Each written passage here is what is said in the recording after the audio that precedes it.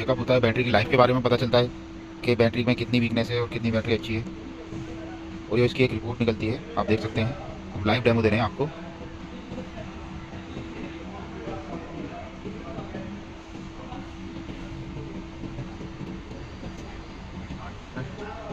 फिर ऑप्शन आ रहा है स्टार्ट द व्हीकल का, गाड़ी को स्टार्ट करेंगे। ये देखिए अभी स्टार्ट में गुड कंडीशन में बैटरी दिखा रही है।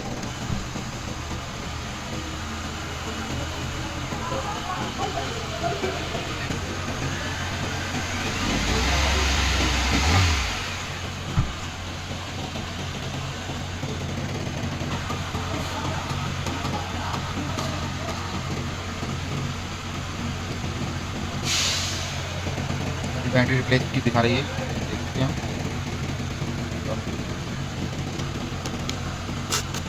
फाइनली इसकी रिपोर्ट निकल चुकी है, देखिए।